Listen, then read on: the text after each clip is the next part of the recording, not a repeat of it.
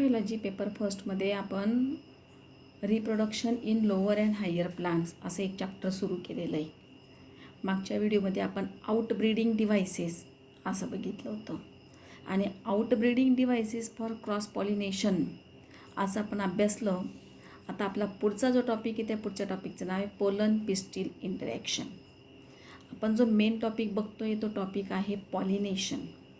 काय होतं आहे पॉलिनेशनमध्ये? Transfer of pollen grains from anther to stigma.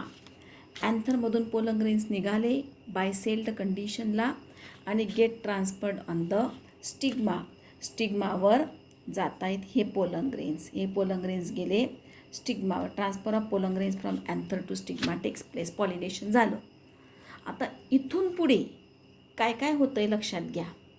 इथून पुढे पहिली स्टेप आहे की हे जे पोलन ग्रेन्स आहेत हे स्टिग्मावर आले तर बरोबर ज्या स्पेसीसच्या फ्लावरचे पोलन ग्रेन्स आहेत त्याच स्पेसीसच्या स्टिग्मावर आले आहेत की नाही हा पहिला प्रश्न. कारण गार्डनमध्ये वगैरे आपण बघतो की एका ठिकाणी एकच झाड नसतं, अनेक प्रकारची झाडं असतात. हवा असेल, पाणी असेल, काही इन्सेक्ट्स असतील, बर्ड्स असतील, बॅट्स असतील, एजंटच्या मदतीने पोलन ग्रेन्स हे स्टिग्मावर येत आहेत. But it is not sure often right type of pollen grains get deposited on the stigma. बरोबर ज्या स्पेसीसचा स्टिग्मा आहे त्याच्यावर त्याच स्पेसीसच्या फ्लावरचे पोलन ग्रेन्स येतील याची आपल्याला खात्री नसते. काय होतं त्याच्या उलट इवन ऑफन काय होतं आहे wrong type of pollen grain may gate deposited on the stigma. एखादं मोठं झाड असेल खाली, एखादं छोटंसं फुलांचं झाड असेल त्याच्यावर जाऊन पण स्टिग्मावर पोलन ग्रेन जात आहेत. मग आता हा स्टिग्माचं पहिलं काम, stigma identify the right type of pollen grains. त्याला म्हणतात stigma recognises the pollen grains. बरोबर आपल्याच स्पेसीसच्या फ्लावरचे पोलन ग्रेन्स आलेत की नाही हे स्टिग्मा रेकग्नाइज करतो. Recognition of the pollen grains takes place by stigma. एक पर्टिक्युलर टाईप ऑफ प्रोटीन्स त्या फ्लावरमध्ये असतात आणि ते पोलन ग्रेन्स आणि जर स्टिग्मामधले प्रोटीन जर मॅच झाले तर मग पुढची स्टेप होते, पुढची प्रोसेस होते. जर दुसऱ्या झाडाचे पोलन ग्रेन्स आले तर stigma recognises that pollen grains and do not allow the germination, not stimulate the germination of that pollen grains. बरोबर फक्त त्याच झाडाचे म्हणजे त्याच स्पेसीसच्या फ्लावरचे पोलन ग्रेन आले तर stigma recognises it and allow the germination. आता काय काय होते बघा. तुम्ही मागच्या एका व्हिडिओमध्ये सरांनी तुम्हाला शिकवलं त्यावेळेला मेल गॅमेटोफाईट डेव्हलपमेंट तुम्ही अभ्यासली आहे. आणि डेव्हलपमेंट ऑफ मेल गॅमेटोफाईटमध्ये तुम्ही काय अभ्यासलं होतं? हे जे पोलन ग्रेन्स आहेत, pollen grains absorb sugary substances from the stigma आणि पोलन ग्रेन्स जर्मिनेट. पोलन ग्रेनचं जर्मिनेशन होते, पोलन ट्यूब तयार होते, 2 मेल गॅमेट्स तयार होतात ज्याला मेल गॅमेटोफाईट असं तुम्ही अभ्यासलं आहे. Development of male gametophyte. आता इथं स्टिग्मावर पोलन ग्रेन्स आल्यानंतर stigma cell receptive. Stigma secrete sugary substances and that watery sugary substances get absorbed by the pollen grains. Pollen grains ते substances absorb करतायत. ॲब्सॉर्ब केल्यानंतर काय होतं आहे through the germ pore intine comes out in the form of a tube. Tube फॉर्ममध्ये intine बाहेर येते म्हणजे पोलन ट्यूब इज फॉर्म्ड. ही पोलन ट्यूब येते स्टाईलमध्ये आली. त्याच्यानंतर जर पोलन ग्रेन आणि स्टिग्मा याच्यातले प्रोटीन्स मॅच झाले तर पुढचं जर्मिनेशन चालू राहतं. पोलन ट्यूब त्याच्यात आणखी पोलन ग्रेनमध्ये पण कॉम्पॅटिबिलिटी असते. एकच पोलन ग्रेन येतो असे नाही, अनेक पोलन ग्रेन्स एका स्टिग्मावर डिपॉझिट होत आहेत, पोलन ट्यूब तयार होते. पण एखाद्याच पोलन ग्रेनची पोलन ट्यूब ही reaches up to ovary. Pollen tube reaches up to ovary, then reaches up to ovule. ओव्ह्यूलपर्यंत पोलन ट्यूब येते आणि ओव्ह्यूलपर्यंत आल्यानंतर pollen tube enters into the ovule. आता ओव्ह्यूल हे मी आता मुद्दाम एम्ब्रिओसॅक तुम्हाला असं ड्रॉ करून दाखवते. या एम्ब्रिओसॅकला हे मध्ये फिमेल गॅमेट, हे इथं 2 सिनर्जिड्स, हे सेकंडरी न्यूक्लियस आणि या अँटीपोडल सेल्स. पोलन ट्यूब इथपर्यंत आली. Pollen tube enters into the ovule through one of the synergid.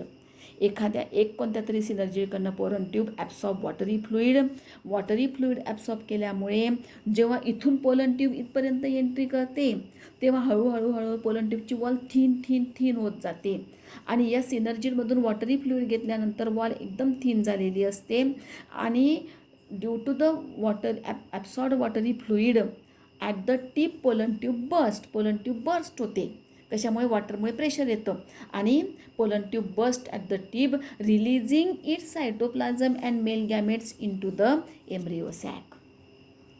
बघा इथं काय झालं? हे सगळे all the events which are taking place कुठून? आफ्टर पॉलिनेशन झाल्यापासून up to the entry of the pollen tube into the ovule. बघा हा परत एकदा ऐका. Pollen grains get deposited on the stigma, means pollination takes place. All the events which are taking place from deposition of pollen grain on the stigma, pollen grainचं deposition स्टिग्मावर झालं तिथून तर up to entry of pollen tube into the ovule इथपर्यंत जे काही घडलं ते सगळं, all the events which are taking place from the deposition of pollen grains on the stigma up to the entry of pollen tube into the ovule are called as pollen pistil interactions.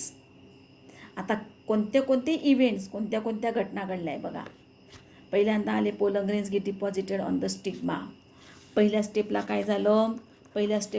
Stigma recognises the pollen grains.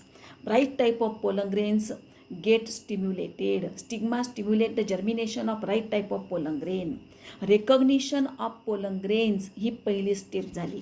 स्टिग्माने pollen grain आपल्याच स्पेसीसचे आहेत की नाही हे ओळखलं.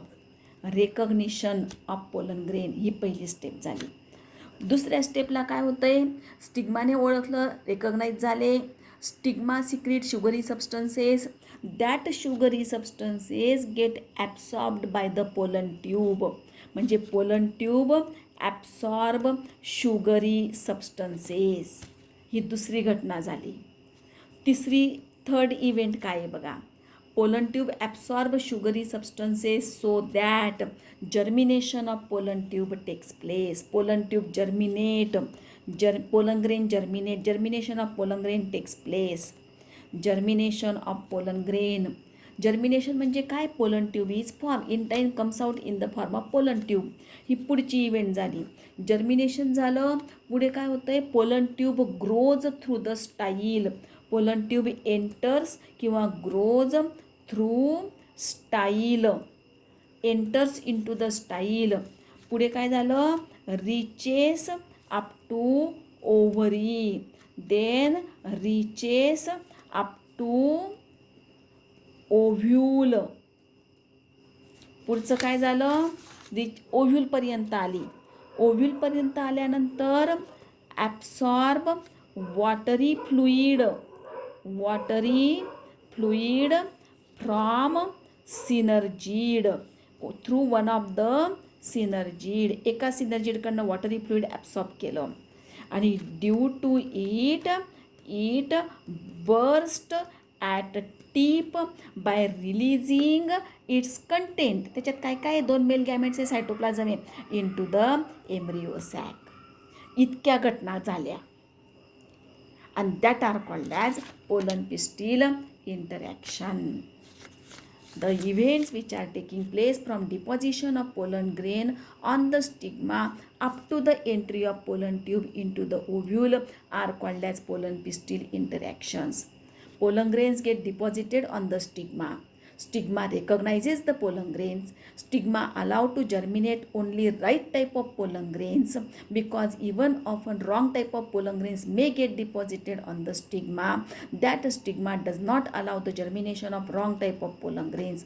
Only right type of pollen grains allow the germination. Right type of pollen grains get recognized by the stigma. Stigma secrete sugary substances. That sugary substances are absorbed by the pollen grain. Due to that, pollen grain germinates. Pollen tube comes out in the intine comes out in the form of a pollen tube. Pollen tube along with 2 male gametes enters into the style, passes through the style, reaches up to ovary, then reaches up to ovule, then enters into the ovule through one of the synergid. It absorbs watery fluid from the synergid and then burst at the tip by releasing its content into the embryo sac or female gametophyte, and that are called as pollen pistil interaction.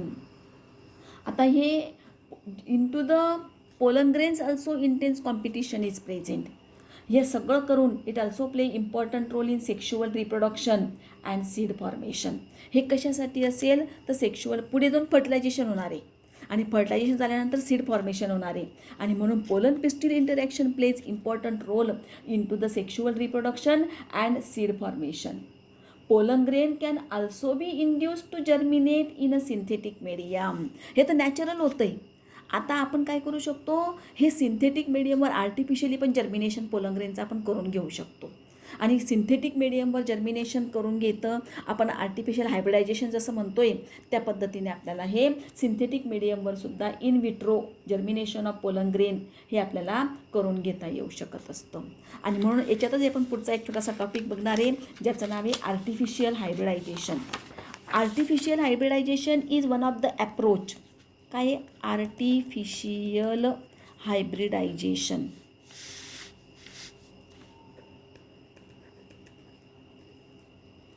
आणि artificial hybridisation is one of the approach used in the crop improvement. आपल्याला ज्या एखाद्या प्लांटमध्ये चांगल्या abilities आहेत त्या प्लांटचे pollen grains, त्याच स्पेसीचं दुसरं एखादं प्लांट ज्याच्यात आणखी चांगल्या ॲबिलिटीज आहेत त्या प्लांटचा स्टिग्मा आणि आपण मग फ्लावर्स आर्टिफिशियली फ्लावर्स इमॅस्क्युलेशन करून हव्यात त्या प्लांटचे पोलन ग्रेन्स त्या स्टिग्मावर आपण डिपॉझिट करून घेऊ शकतो. म्हणजेच काय क्रॉस पॉलिनेशन हे नॅचरली होतं आहे, त्याला आपण झेनोगॅमी असं बघितलं होतं टाईप्समध्ये. आणि क्रॉस पॉलिनेशन जर आर्टिफिशियली आपण करून घेतलं तर त्याला म्हणतात हायब्रिडायझेशन.